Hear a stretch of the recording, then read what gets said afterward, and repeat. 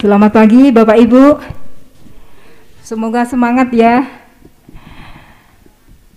Iya, mungkin ini baru pertama kali ya panjenengan semua kita undang di dalam Bintek PPID Desa karena kita tahu bahwa pentingnya keterbukaan informasi di dalam pelayanan publik di pemerintahan desa.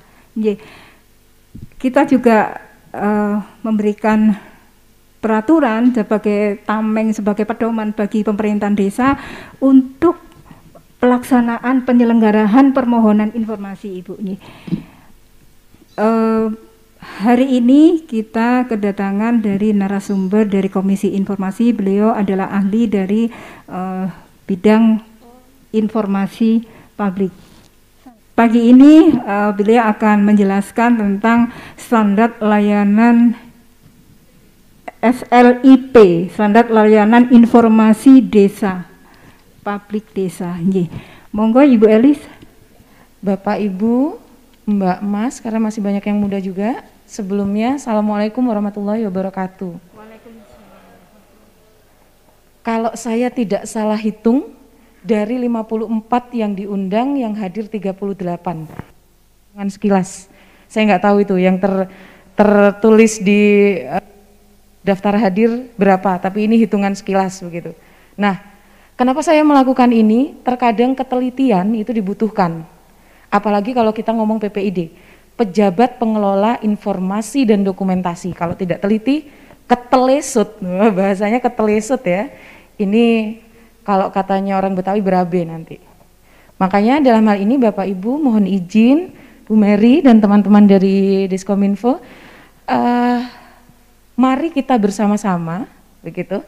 Jadi Bapak Ibu sebenarnya bukan saya lebih tahu, tapi bedanya adalah saya lebih dulu membaca.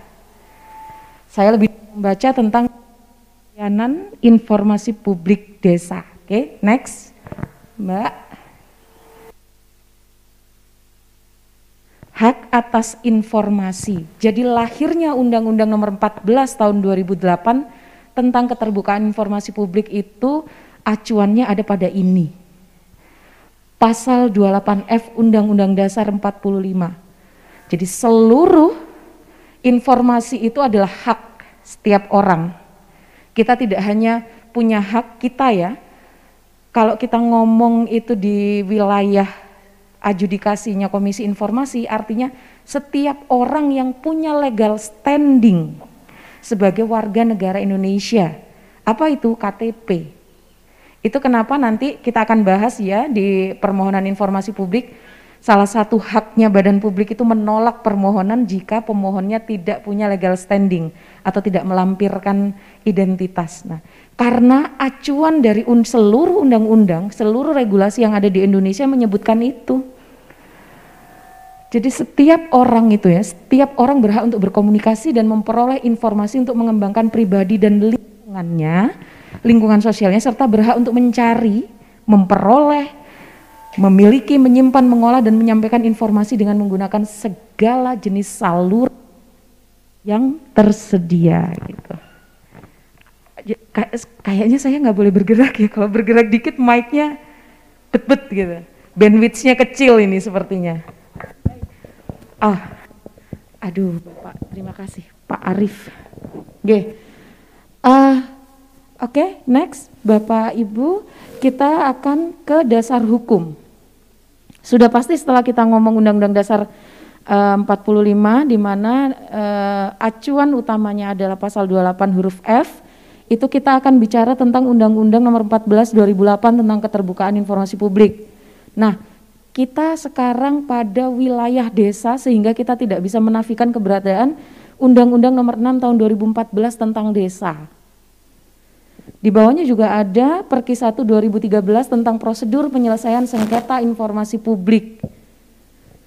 Ada tadi disebutkan sama Bu Mary juga, kita juga bisa mengacu pada Permendagri Nomor 3.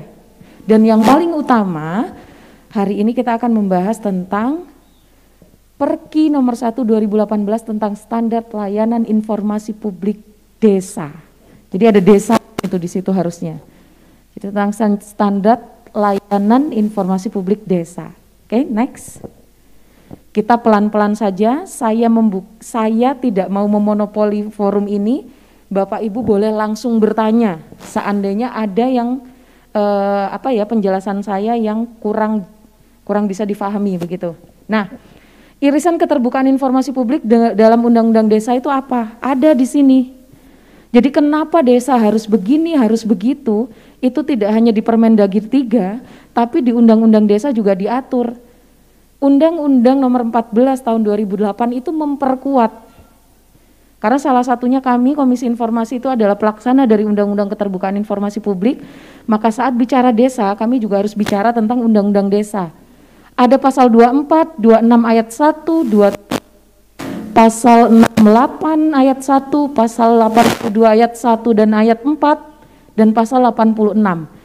Ini bisa dibaca Bapak Ibu. Nanti mungkin admin bisa men-share materi ini, boleh dibawa pulang oleh Bapak Ibu untuk sekedar cemilan ya, saat WFH mungkin.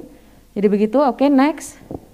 Yang pada pokoknya itu semua itu menganjurkan desa untuk transparan.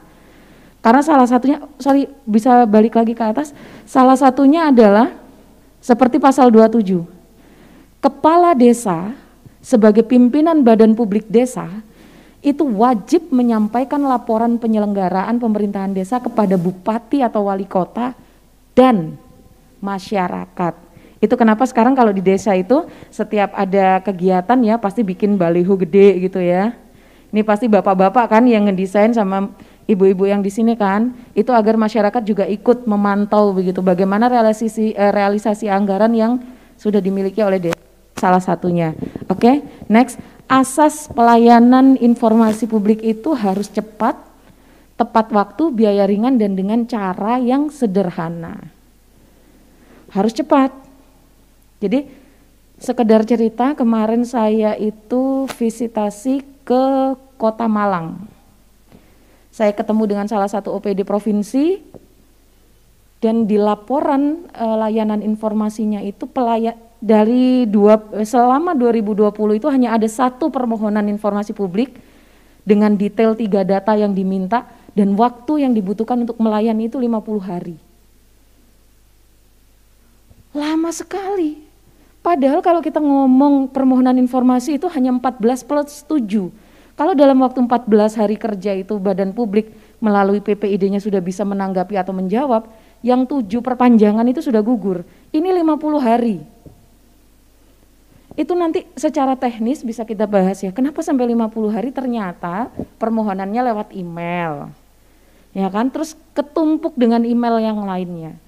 Itu kenapa nanti kita juga akan membahas bagaimana PPID itu memiliki kemandirian. Tidak hanya terkait pelayanannya, tapi bahkan website pun harus punya kemandirian gitu. Oke, next.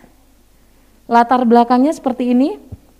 Kenapa kemudian sosialisasi terkait dengan slip desa ini juga harus disinergikan dengan Undang-Undang Desa atau bahkan Permendagri Nomor 3 seperti yang disebutkan Bu Mary tadi. Berdasarkan asas rekognisi dan asas subsidiaritas, maka desa mempunyai kewenangan mengatur dirinya sendiri. Desa itu punya otonomi. Mau mengatur segala macam, apa yang berkaitan dengan kewenangannya, apa yang berkaitan dengan yang dikuasainya itu punya kemandirian untuk mengatur sendiri. Pemahaman keterbukaan informasi semakin ke bawah, struktur birokrasi, pemahaman mengenai keterbukaan informasi semakin rendah. Ini sudah menjadi rahasia umum ya, jika ada kebijakan dari atas, turun ke bawah itu semakin bergulir, semakin berkurang. Enggak cuma anggaran ya, ternyata apapun begitu. Ini saya nggak tahu ini, sistem atmosfer atau gimana ya. Meteor aja kalau turun ke bumi juga berkurang ya, yang tadinya masih di luar atmosfer itu masih gede banget, giliran turun nyampe bumi kecil begitu. Ternyata asas itu juga berlaku pada keterbukaan informasi publik. Nah ini nanti kita antisipasi. Kita juga akan bicara atau membahas tentang strategic plan ya, bahasa biar agak keren dikit begitu. Oke, yang ketiga adalah sifat informasi desa yang spesifik dan publikasi informasi desa. Desa ini saking spesifiknya, saking uniknya, perkinya itu walaupun nanti dalam pelaksanaannya juga harus ngintip di Perki 1 2021 yang terbaru, yang mencabut Perki 1 2010 dan Perki 1 2017, tapi desa itu punya Perki slip sendiri, saking uniknya. Nggak tahu ini saking apanya desa, karena memang terkait dengan data yang harus dikelola, yang harus disediakan, diumumkan itu mayoritas sama, tapi ada pembedanya. Kenapa kemudian desa ini disebut sebagai badan publik yang spesifik gitu. Yang keempat adalah desa harus transparan dan akuntabel dalam pengelolaan anggaran dana desa, begitu. Jadi siap tidak? Mantap. Harus ya Pak ya? Wajib, benar. Next. Oke. Tujuannya apa sih gitu? Loh, sudah siap kok colek-colekan itu loh. Saya baru meleng dikit loh, colek-colek. Tombol ngantuk ya, baik. Baik, tujuan selanjutnya. Bapak Ibu santai saja ya. Saya tahu beban hidup kita itu lebih berat dari beban pekerjaan, jadi kita bikin santai saja. Enggak, itu bagian dari curhat Pak. Jadi gitu, jadi kita santai saja. Karena apa? Saya paham betul analisa tentang regulasi itu sudah berat gitu. Sementara hidup kita juga sudah berat gitu. Enggak ada ini saja kita sudah berat. Jadi kita bikin santai saja. Oke. Tujuannya yang pertama memberikan pedoman bagi pemerintah desa dalam melaksanakan pelayanan informasi publik desa, menjamin pemenuhan hak warga negara untuk memperoleh akses informasi dalam rangka partisipasi dan akuntabilitas, meningkatkan pelayanan informasi publik di lingkungan Pemdes, dan terutama untuk menghasilkan pengelolaan informasi yang berkualitas, begitu. Oke, yang keempat adalah menjamin terwujudnya tujuan penyelenggaraan keterbukaan informasi publik. Gitu itu tujuannya. Next. Nah, kita sekarang bicara soal pemerintah desa sebagai badan publik desa dan PPID-nya. Apa sih gitu kan? Kok masih ada badan publik, ada PPID, kenapa seperti itu? Oke, next. Ruang lingkupnya kalau kita bicara tentang badan publik desa ada ini. Nah, di desa Bapak sudah ada 4 ini enggak? Pemerintah desa, badan permusyawaratan desa, ada. Badan kerjasama antar desa, ada. Badan usaha milik desa, sebagai kemandirian. Artinya Bu Mary desa ini berarti kaya-kaya ya? Oke, kaya apa? Kaya apa? Jadi gitu, karena sudah punya badan usaha milik desa sendiri, yang dikelola oleh desa sendiri, dinikmati oleh desa sendiri, begitu. Oh gitu. Yang Gumitir sama Pandanarum? Ada nggak Gumitir sama Pandanarum? Oh nggak ada ya? Padahal harusnya, oh nggak diundang? Ben kapok Pak. Ben kapok. Enggak, karena Gumitir dan Pandanarum itu 2 di antara sekian desa yang didelegasikan oleh Kabupaten Mojokerto untuk mengikuti Monefnya KI Jatim. Monefnya Komisi Informasi Jatim. Dan ini sekedar informasi saja bahwa setiap desa punya kesempatan yang sama, Bu Mary. Tahun ini kami memang membatasi satu kabupaten kota itu hanya bisa mendelegasikan 2 yang terbaik. Tapi jika seperti Bojonegoro ya, beberapa kali desanya mendapatkan awarding, kami tidak memperbolehkan lagi. Jadi skalanya kami ajukan ke nasional akhirnya. Dan masuk 10 besar, begitu. Dan masuk 10 besar kemarin yang dari Bojonegoro itu. Artinya teman-teman lain yang belum direkomendasikan oleh kabupaten saat ini punya kesempatan yang sama. Bapak dari desa mana Pak? Ketapan Rame. Oh yang kaya itu ya katanya? Oke, baiklah. Terlanjur kaya. Ditakdirkan kaya ya, baik. Alhamdulillah. Oke, next Mbak. Kewajiban pemerintah desa.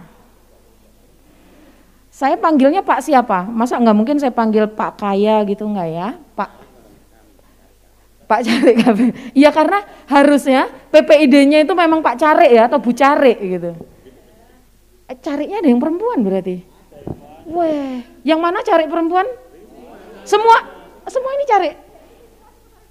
Mantap, masih muda loh. Suaminya sudah berapa? Oke, baik. Tombol ngantuk nggih, biar tidak tegang. Baik, kewajiban pemerintah desa dalam pelayanan informasi publik kita mengacu pada pasal 7 Perki 1 2018. Bapak Ibu Carik, manggilnya begitu ya, Bapak Ibu Carik, apakah sudah meluangkan waktu untuk membaca Perki 1 2018? Belum nggih. Nanti saya akan share link agar bisa Mas Habibie tolong diambilkan notebook saya. Nanti biar bisa, jadi nggak perlu googling lagi ya. Kalau Diskominfo sudah pasti punya print outnya, tapi kan kalau print out kan susah ya, dibaginya harus dicetak dulu. Nanti kita bagi link begitu. Ini ada grupnya ya Bu Mary ya, desa ini ya? Ada ya. Oh, grup apa nih? Oh, gibah ya pasti isinya. Oh, kalau ketemu gibah, sering ngopi bareng nggak? Kok saya nggak pernah diajak, Pak? Kok saya nggak pernah diajak? Abis ini ya? Oke, saya tunggu. Baik, biar ketularan kaya. Oke, kembali ketularan rusak. Bu, jenengan ini loh. Kok gelem digumbuli sih Bu? Heran aku. Baik, next kita kembali ke sini dulu. Oke, apa sih yang menjadi kewajiban dari pemerintah desa? Yang pertama itu sesuai dengan pasal 7 Perki 1 2018 adalah menetapkan peraturan desa mengenai keterbukaan informasi publik. Ini desa ini. Jadi jangan ngelirik Bu Mary. Bu Mary sudah. Nggih kan Bu? Bu Mary sudah. Desa sudah punya enggak? SK PPID ya? Oke. Terkait dengan layanan publik tidak ada sama sekali? Oke, itu perlu kita pikirkan. Sambil gibah boleh, gibahi ketapan nggak apa-apa. Cari kuno itu loh, entahlah kuno. Entahlah. Dan ini perlu dipikirkan Pak. Jadi SK itu hanya penunjukan PPID. Apa yang memperkuat kerja dari yang di SK-kan itu? Ya ini, regulasi terkait dengan pelayanan informasi publik. Oke, itu nanti perlu dipikirkan lebih lanjut dan silakan berkoordinasi dengan Bu Mary dan teman-teman, begitu. Karena ini adalah dasarnya. Biasanya kalau ada peraturan desa mengenai keterbukaan informasi publik itu di dalamnya salah satunya memuat tentang SOP. Jadi ada standarnya untuk pelayanan permohonan, pelayanan keberatan, uji konsekuensi, pendokumentasian, begitu kan, sengketa itu ada SOP-nya. Nah itu harus diatur dalam peraturan yang dikeluarkan oleh pemerintah desa, begitu. Yang kedua, mengikuti alur pelayanan informasi publik desa yang tercantum dalam lampiran yang merupakan bagian tidak terpisahkan dalam peraturan komisi ini. Jadi nanti kalau Bapak Ibu cari menyempatkan waktu untuk membaca perki itu ada lampiran-lampirannya ya, itu bisa dibaca. Yang ketiga, menganggarkan pembiayaan secara memadai bagi layanan informasi publik. Ini saya tanya yang kaya dulu. Pak, panjenengan punya anggaran khusus nggak untuk PPID? Ada.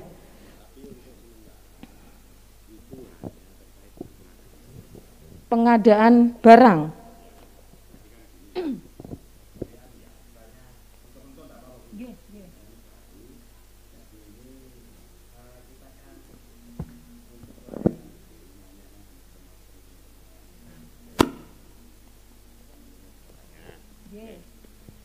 Jadi kan ngeten, untuk pertanyaan pertama kami itu untuk layanan ini biar memang tidak seperti PPID itu kan arahnya saya tahu. Kemungkinan ini adalah paling tidak mengcounter attack, bukan mengcounter attack, mengcounter aja terkait dengan Barakuda yang kemarin rame-rame. Itu nggih. Itu kan terkait dengan informasi publik kan itu. Itu Barakuda itu LSM, wis terus terang mawon nggih. Semua teman-teman juga tahu kok. Nah, ini terkait yang pertama. Yang kedua, terkait dengan layanan informasi publik ini itu capacity buildingnya Bu. Artinya kita harus pakai apa? Kalau banner mohon maaf Terawas ini jauh, walaupun sekarang rame, tapi untuk membuat banner itu mesti kita ke Mojosari atau ke Pandaan. Itu berarti nggak bisa data itu kan nggak bisa. Kalau hanya untuk banner, untuk website itu capacity buildingnya bagaimana? Karena website itu ada yang biasanya pakai Joomla, ada yang pakai WordPress, ada yang pakai apa itu terkait dengan teknisi. Kalau yang ikut komite itu memang mudah, karena itu open source, ya, open SID yang saya ikut itu juga.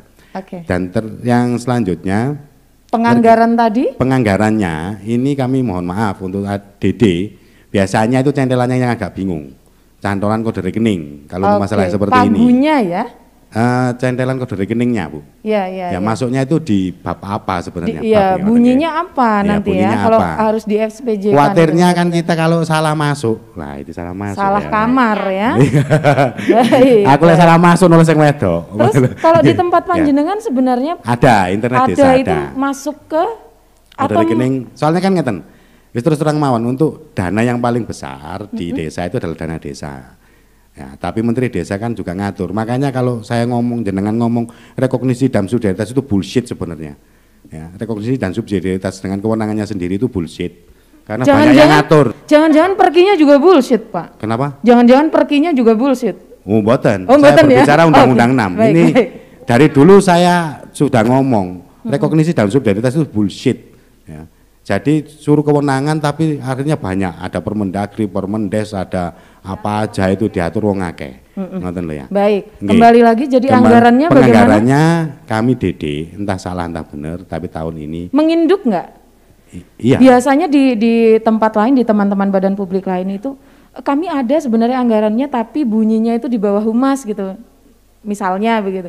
Kita menginduknya ke humas. Jadi kalau misalnya kita mau PPID mau ada program sendiri nanti ngikut begitu.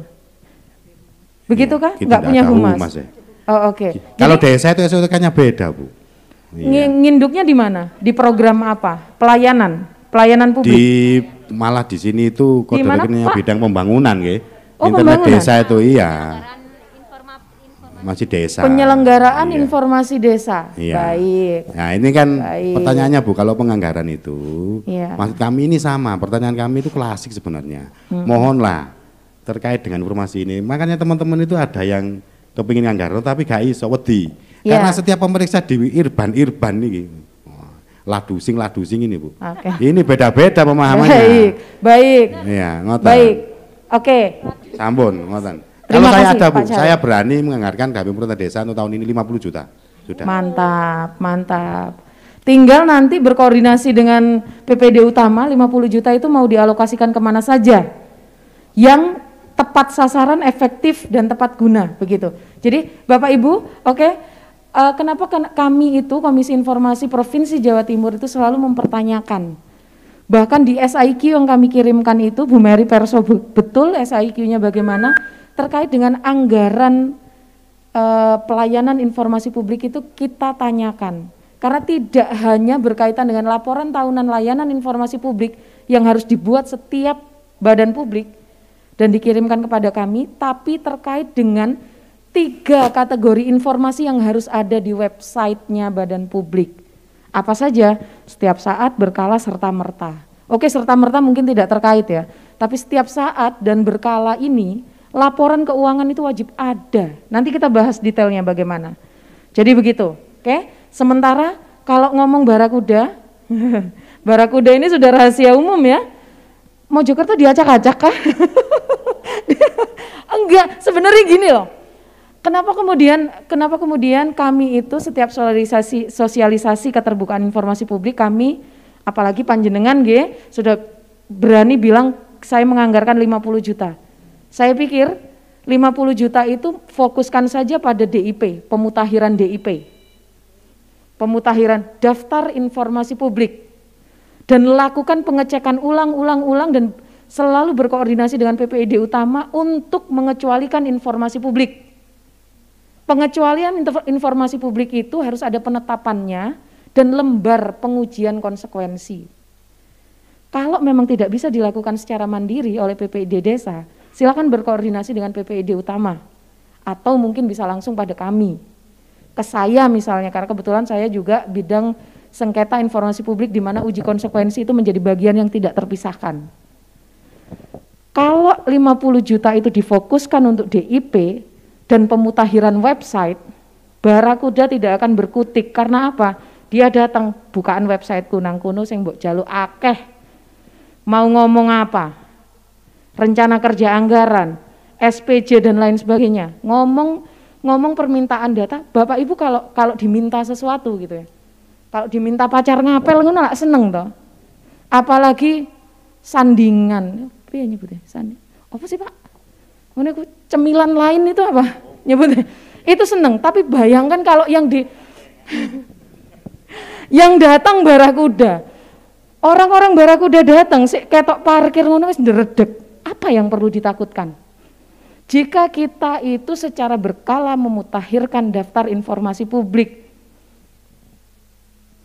Kenapa kami dan saya pribadi selalu bilang, pemutakhiran daftar informasi publik itu silahkan dilakukan melalui digitalisasi, yaitu salah satunya website. Teknologi itu adalah keniscayaan Bapak Ibu. Jadi setiap kali, ini khusus karena Barakuda yang disebut ya, Barakuda ini mesti medeni kan. Wonge iki gak ngomongnya wis medeni. Jangkrik wong iki teko maneh gitu kan. Ki mesti njaleke aneh-aneh.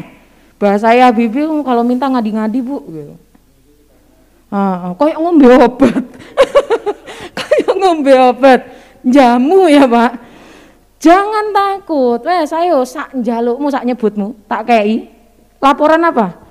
Karena ada aturannya. Makanya Bapak Ibu, kami selalu menganjurkan siapkan waktu untuk membaca regulasi terkait. Karena itulah senjata kita. Betapapun kita itu plat merah, kita bergerak sedikit itu ada acuannya. Itu pun yang terjadi saat kita mengawal keterbukaan informasi publik. Kita punya hak menolak loh permintaan Barakuda. Kalau misalnya SPJ yang diminta itu masih tahun berjalan, belum diperiksa, diaudit, itu nggak bisa diminta. Atau misalnya permintaannya itu ngadi-ngadi lagi. Permintaannya itu periode tahunnya banyak dan program yang disebutkan itu tidak jelas, tidak secara spesifik. Itu kan sengaja menyusahkan badan publik, itu bisa ditolak. Ada undang-undangnya, pasalnya jelas nanti penolakannya. Jadi begitu. Karena begini, secara psikologi kalau kita didatangi dimintain sesuatu sudah bingung duluan, padahal kita punya itu bisa ketelesut. Aduh, iki mau ono kok saiki gak ono ya. Raib ternyata gara-gara ndredeg begitu. Enggak, Bu. Jadi begitu. Oke. Nanti kita akan detail ya ke situ, kita selesaikan ini dulu. Salah satu juga yang keempat adalah kewajiban pemerintah desa itu menyediakan sarana dan prasarana layanan informasi publik desa, termasuk papan pengumuman dan meja layanan informasi. Nah, apakah Bapak Ibu Carik yang hadir di sini sudah memiliki meja layanan informasi? On the loh, yang kaya saja masih on the way loh. Piye? Mejanya ada, kursinya Pak? Standing party lah. Ya, jadi itu sepaket Bapak Ibu kalau kita ngomong meja layanan informasi itu sepaket.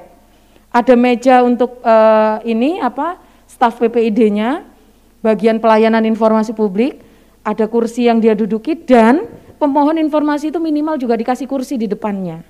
Kenapa harus itu? Itu standar. Itu standar yang diperki untuk pelayanan informasi publik karena apa?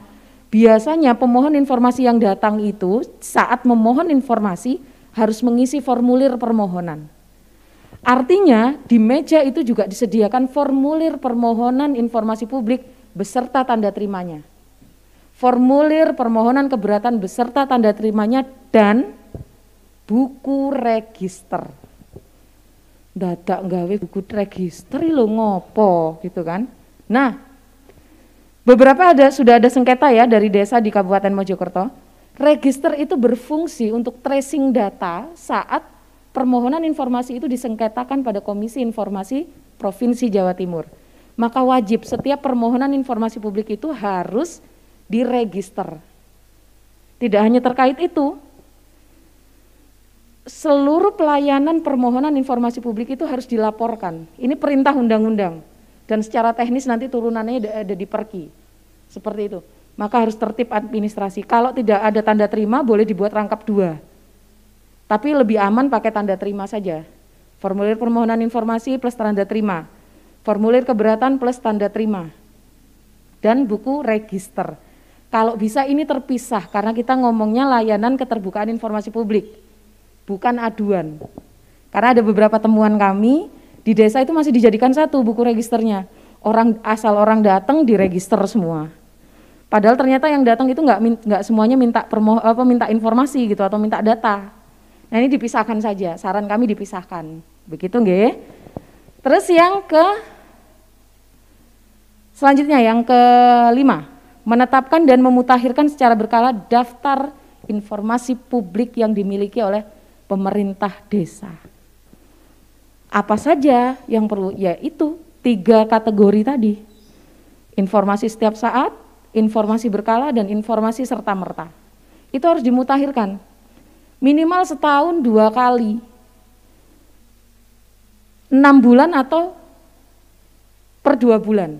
Per 12 bulan. Tapi saran kami sih tetap per 6 bulan ya, secara berkalanya itu dimutakhirkan. Yang terakhir adalah menyediakan dan memberikan informasi publik desa berdasarkan peraturan komisi ini. Memberikannya bagaimana?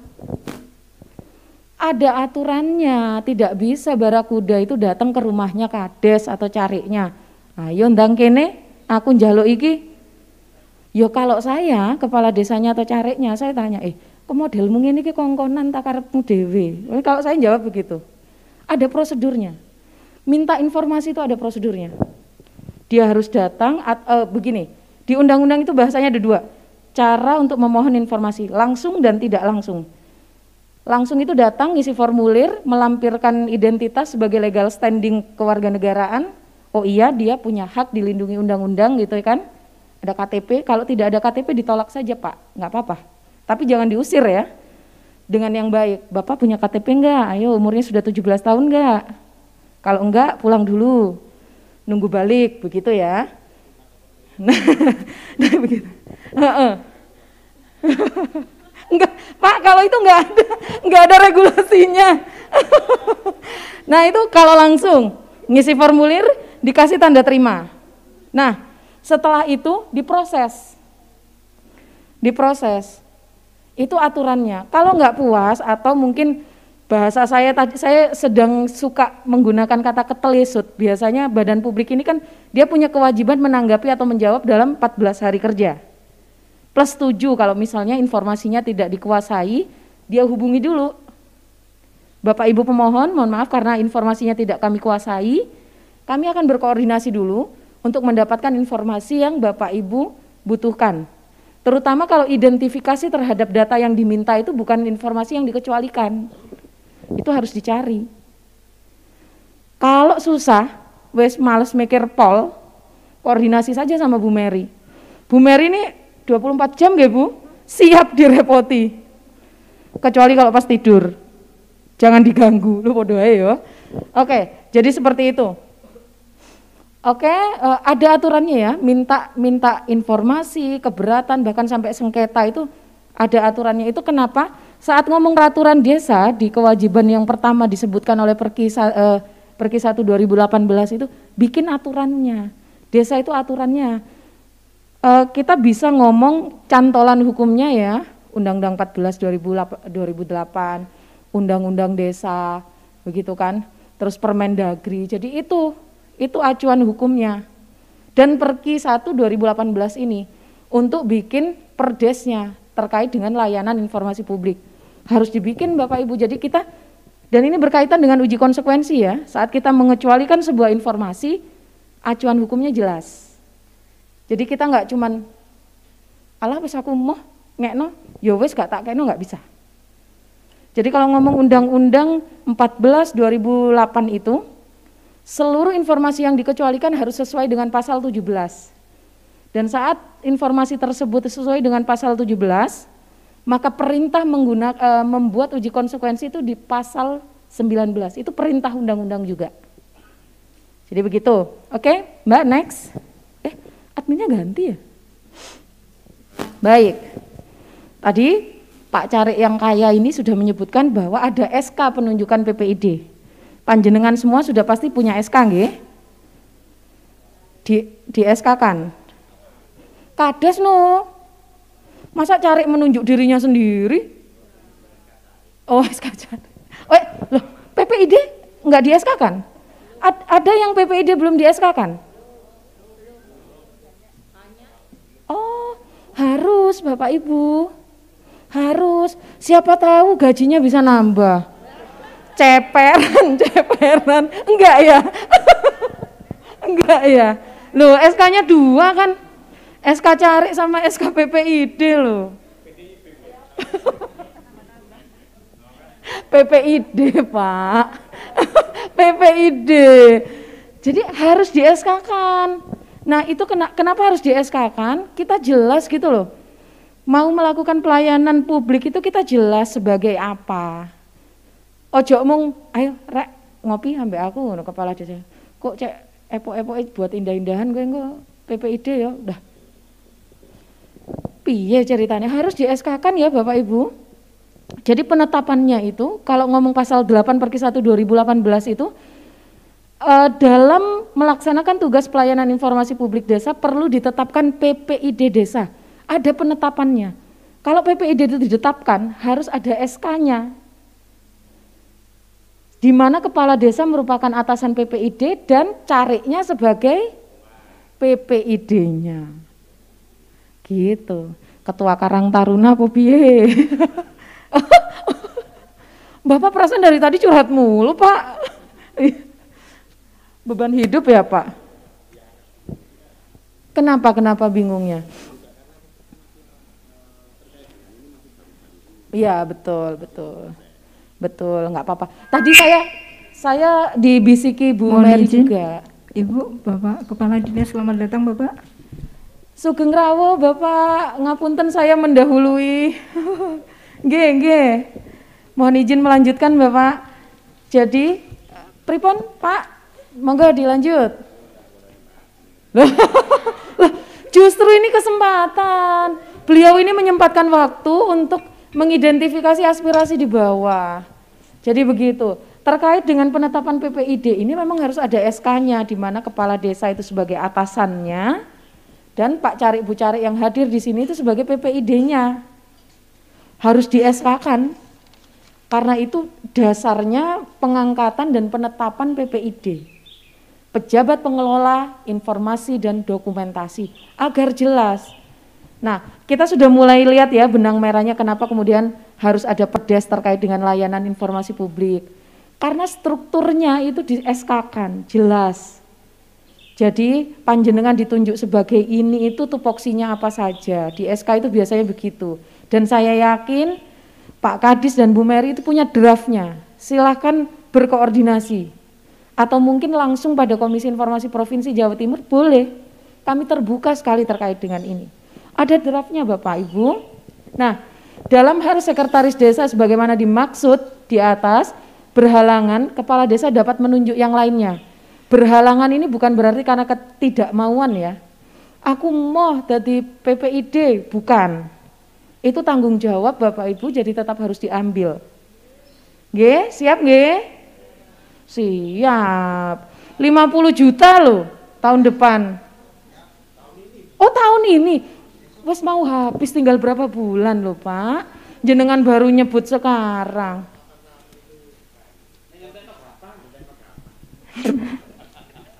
Mantap.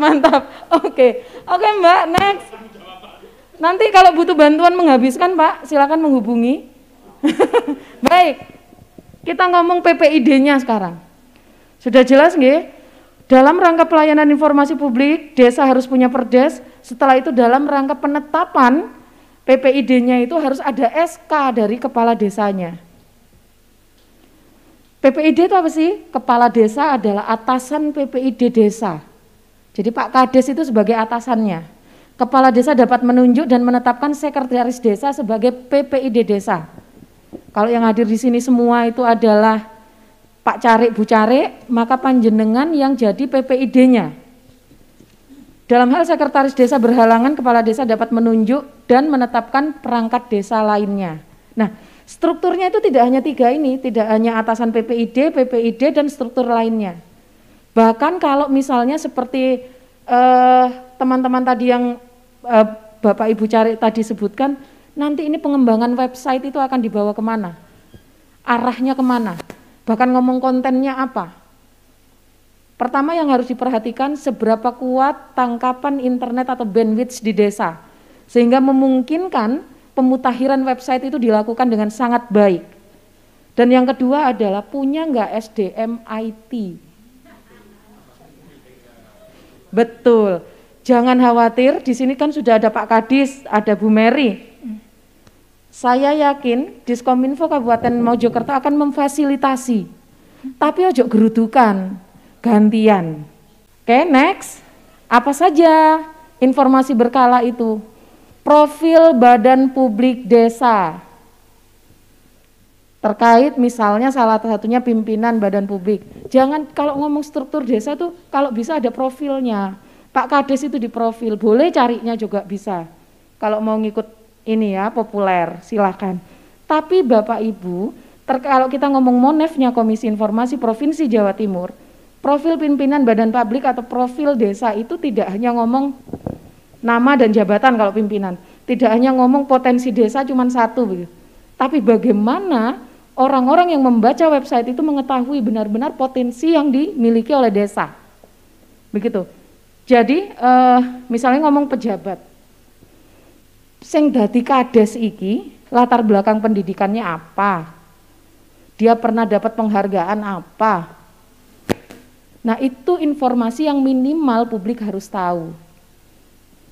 Kita belum ngomong LHKPN ya. LHKPN itu tidak perlu disediakan karena bisa saja websitenya nge-link misalnya. Kalau Kominfo sudah nge-link ke KPK nggih, Pak Kadis nggih. Jadi kita bisa manggil begitulah. Kita bisa manggil. Ya, betul. Tinggal bubuhin link saja di websitenya, kita manggil punyanya KPK, udah kebuka itu. Udah kebuka. Oke. Program kegiatan. Program kegiatan itu terkait dengan, ini yang biasanya menjadi sasaran empuk LSM yang salah satunya adalah Barakuda. Program kegiatan kalau tidak transparan, tidak akuntabel, tidak terbuka untuk publik, sasaran empuk sudah. Padahal udah jelas ya, setiap program desa itu selalu bikin banner gitu kan. Anggarannya berapa, realisasinya berapa, dan lain sebagainya. Nah, kenapa kemudian kami menghimbau Bapak Ibu kalau dimintain data terkait itu jangan panik dulu. Prinsip keterbukaan informasi publik itu adalah begini, mohon diperhatikan, semua informasi adalah terbuka kecuali yang ditutup. Seluruh informasi itu adalah dibuka kecuali yang ditutup. Apa yang dimaksud ditutup? Adalah informasi yang dikecualikan. MOU dengan pihak ketiga, misalnya panjenengan tadi pengadaan barang begitu ya, itu informasi terbuka, tapi tidak seluruhnya. Disebut informasi dikecualikan iya, tapi tidak seluruhnya. Dalam satu bundle MOU dengan pihak ketiga itu, kalau panjenengan pinter, makanya ini harus sering-sering berkoordinasi dengan PPID utama. Kalau ada LSM, terutama LSM yang minta, aku minta MOU-mu sama ini, boleh. Jangan bilang tidak boleh. Itu informasi yang dibuka. Tapi tidak seluruhnya di dalam dokumen itu boleh diberikan. Misalnya berkaitan dengan kita merujuknya pada pasal 17 ya, Undang-Undang 14 2008. Yang berkaitan dengan data pribadi itu ditutup. Pihak ketiga mungkin namanya saja, lainnya dihitamkan. Atau mungkin gambar sebagai hakinya dari pihak ketiga, kalau misalnya pembangunan dan lain sebagainya, itu boleh dihitamkan. Berikan saja semua, satu berkas. Tapi informasi di dalam berkas itu yang berkaitan dengan pasal 17 Undang-Undang 14 2008 dihitamkan saja. Pengecualian informasi publik itu terbatas Bapak Ibu dan tidak mengikat. Jadi hati-hati saat hendak membuat uji konsekuensi itu ada jangka waktu ya, di lembar pengujian konsekuensi itu di kolom terakhir itu jangka waktu. Itu tidak boleh diisi selamanya. Undang-undang kearsipan monggo dipersani lagi. Tidak ada yang mengikat selamanya pengecualian itu. Gitu. 5 tahun sekali kan itu berpindah ya, status arsip itu ya, aktif ke pasif atau pasif ke aktif gitu. Panjenengan yang lebih perso. Itu yang memungkinkan di uji konsekuensi tidak boleh, tidak mengikat dan sangat terbatas pengecualian itu. Begitu. Nah, dokumen perencanaan pembangunan jangka menengah RPJMD itu terbuka. Itu yang harus ada minimal di berkala. Informasi yang masuk kategori berkala. Disediakan dan diumumkan. Kalau bisa masuk kategori setiap saat malah bagus. Jadi saat ada yang minta, loh panjenengan nggak perlu datang sebenarnya Bapak, Ibu, panjenengan buka website kami itu sudah ada di situ. Karena sudah diumumkan, begitu kan? Peraturan desa, laporan kinerja pemerintah desa, baik yang ke kabupaten kota atau ke provinsi, mungkin kalau ada, itu juga informasi berkala. Laporan keuangan, nah ini yang sering kali menjadi masalah ya. Laporan keuangan ini, panjenengan harus perso banget undang-undang kearsipan, karena ada di undang-undang kearsipan itu, kalau saya tidak salah ingat, ada laporan keuangan yang tidak boleh diminta karena statusnya itu sudah menjadi pasif atau bagaimana begitu. Monggo dipersani. Jadi itu tidak bisa diminta karena tanggung jawab desa sebagai pelaksana itu sudah menyerahkan, itu sudah diaudit dan itu sudah diserahkan pada dinas kearsipan. Tapi itu ada jangka waktunya tahun. Nah itu harus diperhatikan sehingga kalau ada LSM yang dalam tanda kutip ngadi-ngadi lagi, kita punya aturannya begitu loh. Jadi makanya kita harus rajin-rajin membaca memang Bapak Ibu. Jadi sempatkan waktu saja. Pakaian sing dia. Kalau sempat saja Pak. Atau begini, dibagi, kan sudah ada grup toh? Sudah ada grup toh? Dibagi, oke, desa mana yang bagian ini nanti share gitu. Desa mana yang baca ini nanti di-share gitu. Jadi aku gak usah moco cerita nono ae gitu. Atau sering-sering bikin bimtek. Kan begitu. Baik, selanjutnya adalah daftar peraturan dan rancangan peraturan pemerintah desa. Rancangan dan peraturan yang sudah disahkan itu juga informasi publik Bapak Ibu. Kalau bisa diumumkan, disediakan dan diumumkan. Dan informasi tentang hak dan tata cara mendapatkan informasi publik desa. Itu berkala. Kalau teman-teman badan publik lainnya itu sudah mulai menggunakan infografis terkait dengan poin I ini. Oke, next Mbak. Informasi serta-merta, bencana alam, non bencana alam, bencana sosial, informasi tentang jenis atau persebaran, kalau dalam hal ini pandemi ya, terus informasi tentang racun, bahan makanan dan lain sebagainya. Biasanya BP POM itu secara berkala dia melakukan pemeriksaan di pasar dan dia menentukan daftar makanan atau kosmetik atau dan lain sebagainya yang tidak bisa dikonsumsi oleh publik, seperti itu. Informasi tentang rencana gangguan terhadap utilitas publik. Dan ayat 3-nya, informasi publik desa yang wajib diumumkan serta-merta diumumkan paling sedikit pada papan pengumuman desa. Pada papan pengumuman desa. Jika mungkin websitenya belum didevelop dengan baik. Atau media lain yang lazim digunakan dan dijangkau dengan mudah oleh masyarakat. Begitu. Jane wis nggawe banner gede-gede loh Bu, tapi gak diwoco. Tetep paling njaluk ngono kan. Mbok wocoan di foto gitu ya, buat kenang-kenangan di rumah. Ini kan didesain juga bagus-bagus begitu kan. Tapi begitulah kondisi publik kita itu. Kadang rodok manja Bapak Ibu. Jadi kalau tidak dilayani langsung itu tidak puas begitu.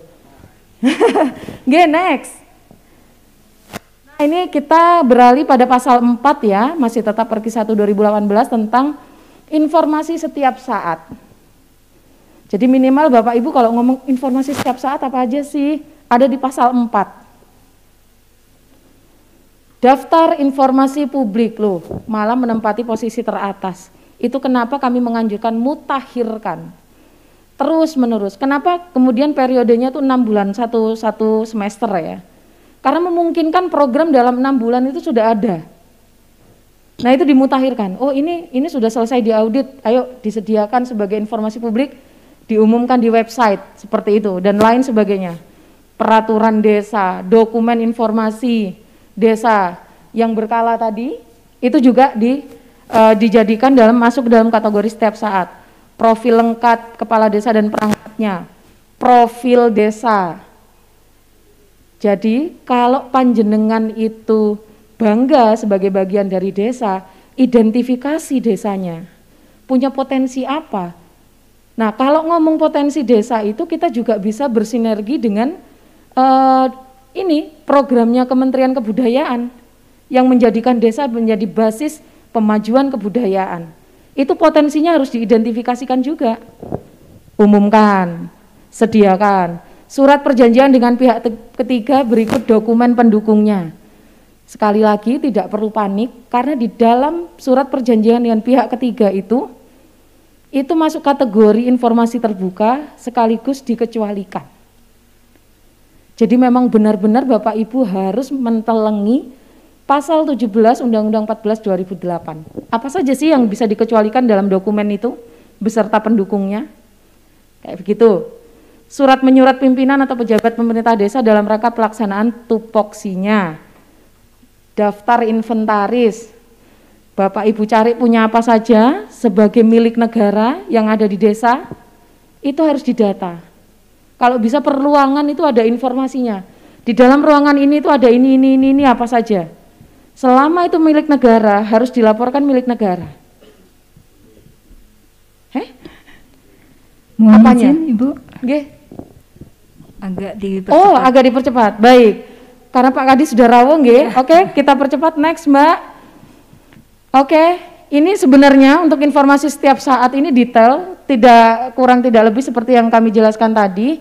Bisa dibaca lagi ya. Oke, next. Informasi dikecualikan. Kalau di Perki 1 2018 itu kita merujuknya pada pasal 5, pasal 6 ayat 1 dan ayat 2. Jadi badan publik desa itu wajib memberikan seluruh informasi yang dimiliki kecuali informasi yang dikecualikan. Pengecualiannya di mana?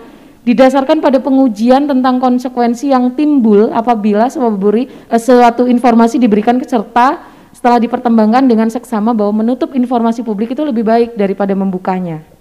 Begitu kan? Pengecualian informasi publik desa sebagaimana dimaksud pada ayat 1 dibahas dalam musdes, musyawarah desa. Dan saran kami tetap silakan berkoordinasi dengan PPID utama. Bikin musdes. Kenapa? Karena pertimbangannya itu sudah pasti pada pertimbangan publik. Pertimbangan yang lebih besar kalau bahasanya undang-undang, apalagi kalau bukan publik.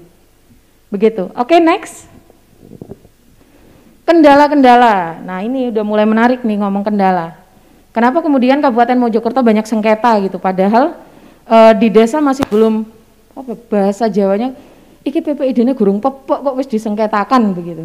Oke, next.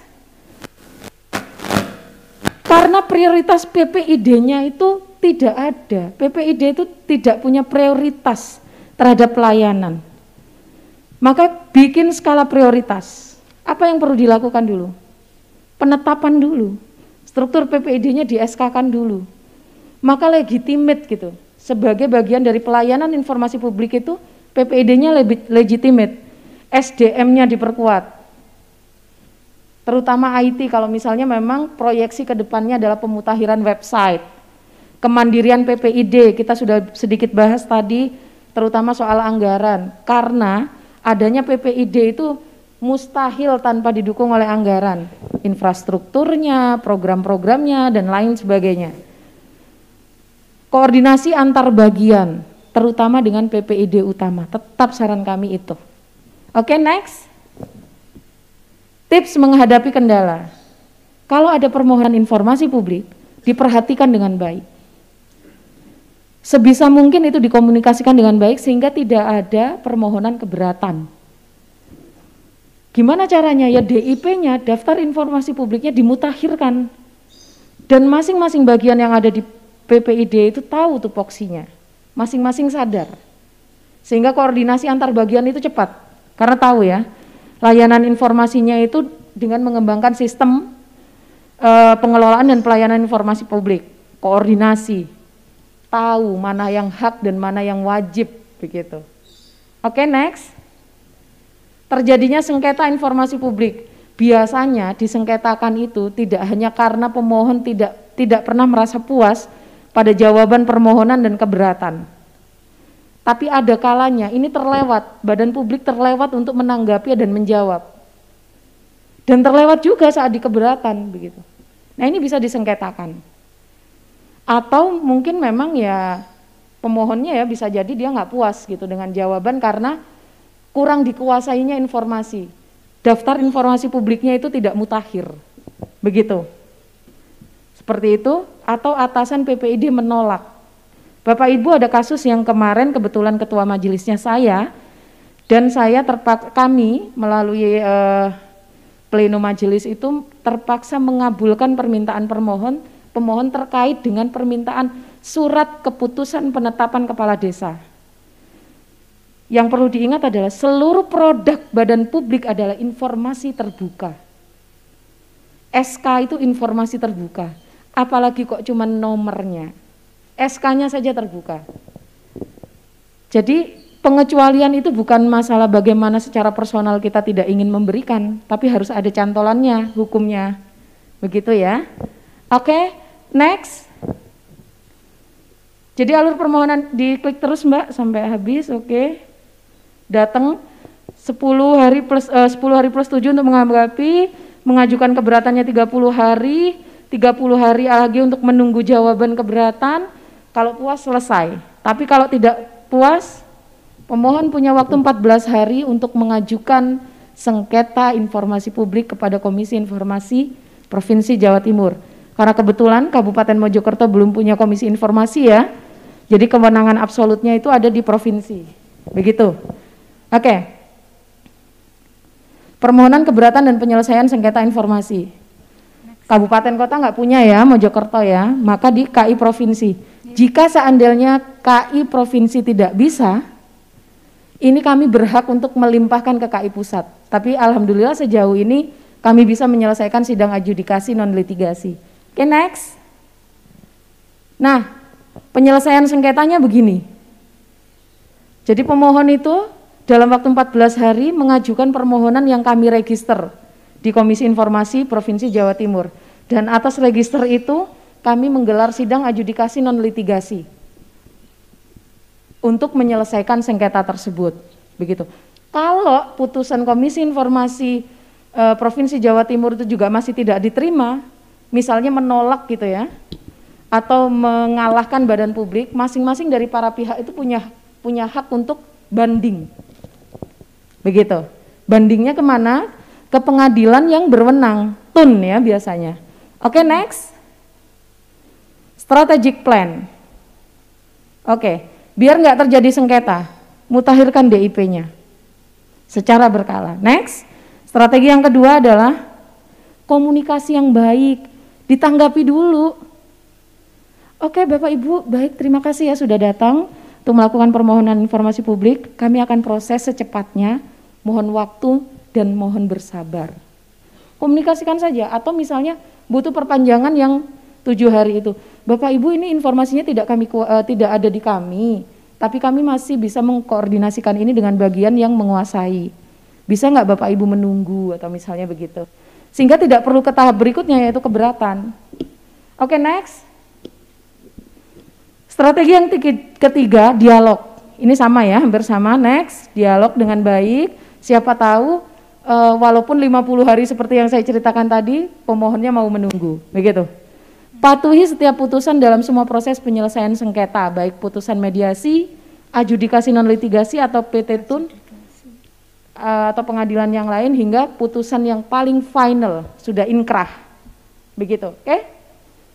Yang kelima adalah jika tidak puas atas putusan sengketa, gunakan hak-hak sesuai mekanisme. Jadi Bapak Ibu kalau bersengketa ternyata hasilnya tidak puas, banding saja ke TUN biasanya ya, karena yang nanti akan digugat adalah putusan kita, putusan KI gitu. Next. Kembangkan sistem pengelolaan dan pelayanan informasi. Website, media-media lain, medsos, papan pengumuman, baliho-baliho dan lain sebagainya itu dimaksimalkan. Oke, masih adakah? Strategi yang keenam. Jika memang terpaksa harus adanya sengketa, maksimalkan bagian hukum. Kalau misalnya PPID desa tidak punya, Saya yakin Diskominfo Kabupaten Mojokerto akan pasang badan. Karena Bu Mary pernah ya dikuasakan desa ya untuk menghadiri sidang yang kami jadwalkan, begitu. Oke? Sekian Bapak Ibu, selamat melayani terkait dengan pelayanan informasi publik dan keterbukaan informasi publik. Waktu kami kembalikan pada Bu Mary selaku moderator. Pak Kadis, matur nuwun. Terima kasih, aplaus untuk Ibu Elis.